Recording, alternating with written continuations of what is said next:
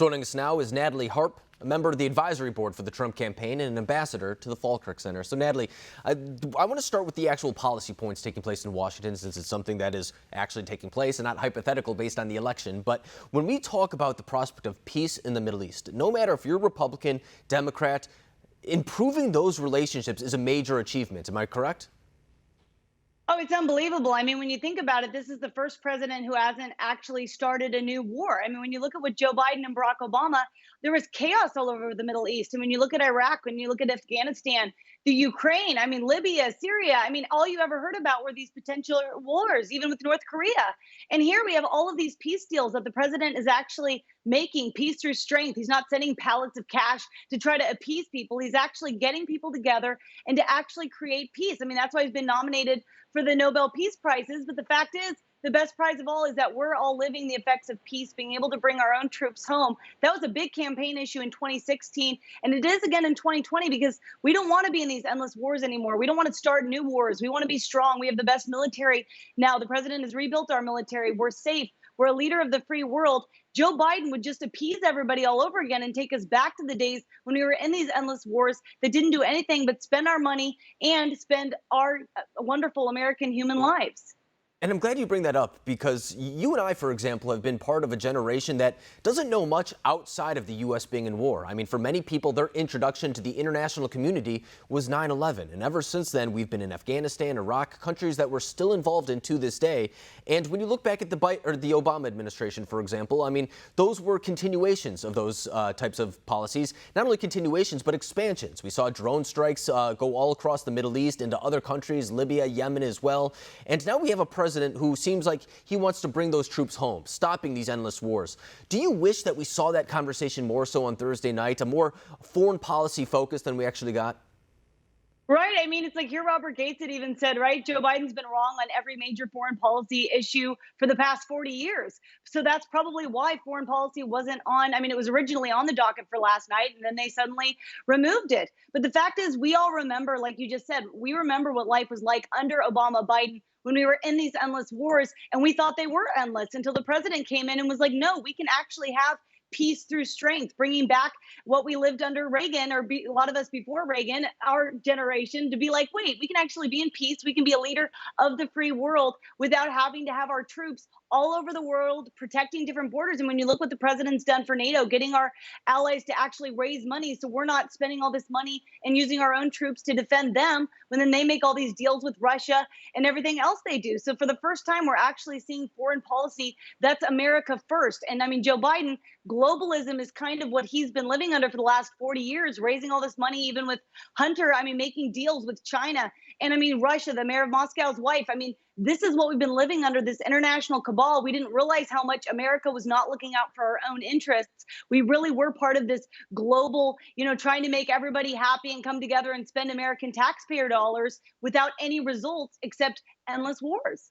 And I think that it's worth noting, too, that even though we are talking about bringing troops home and stopping these endless wars, it doesn't seem to be coming at the sacrifice of U.S. national security. I mean, throughout this entire election season, and I believe even including the Democratic primary, I don't think we've talked about ISIS once. And if we were to said 4 years ago that ISIS would not be being talked about, that they would be completely out of the news cycle, that would be welcome news for many people. So I think that is also a testament to what this administration has been able to do on that front as well.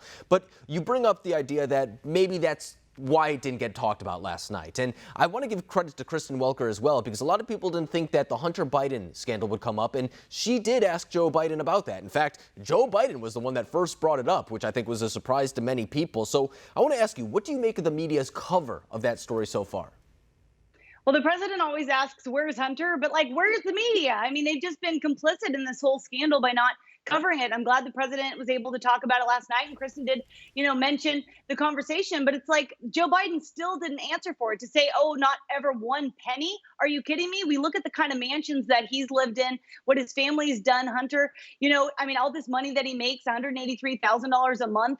I mean, with the Ukraine, when you talk about China, all of this is what people are tired of. I mean, we're sick of corrupt politicians getting into power, staying in government for decades, and just getting richer while America gets poorer. And for the first time in this president, he's working for free. I mean, no one ever talks about it, but he actually doesn't take a salary to be our president. Joe Biden's going to take a salary, and we already see how much money his family's made off it. Look at the president's family. They've had to step away from their own business dealings in order to put America first. I mean, even doing things that they probably didn't even need to do, but for the sake of putting America first and showing just how much their heart is in this, where Joe Biden, they've all profited. I mean, we're sick of career politicians. We want to drain that swamp, but the media is complicit. They're used to being in power. They like the power. I mean, we see everything that has happened over the last 4 years. It's Russia, Russia, Russia. Why? Because they're mad the president won. So then with Joe Biden, it's like, oh, shoot, the scandal comes out. Let's not cover it. And hopefully no one will hear about it and realize it. But it's like, you know what?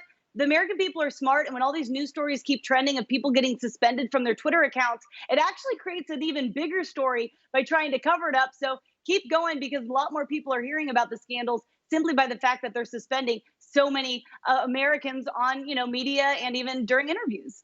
And I think it's clear that they're trying to run out the news cycle a little bit. I mean, we're just a couple days away from the November 3rd race, and the debate on Thursday, too, coming just 12 days before voters really cast their ballot. So I want to ask you, do you think that it's enough to change anything in the race in the final couple days, or do you think that it was more so just a solidifying factor for those who are already picking their candidates?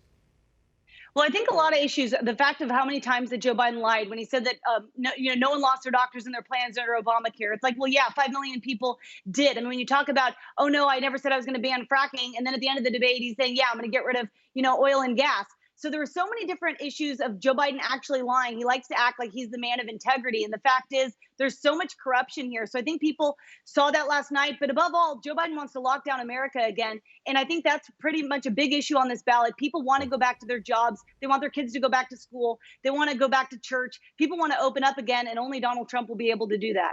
I think you're right. I saw a very direct pitch to the people of Pennsylvania, Michigan, Wisconsin, those types of states last night. And I think when you talk about the oil, the fracking, I think President Trump does come on top when we're talking to the perhaps 3 to 6% of American voters who are undecided at this point. But Natalie Harp, I really appreciate you coming on the program tonight, breaking down the debate and as well as the news in Washington today. Thank you. Always great to be with you.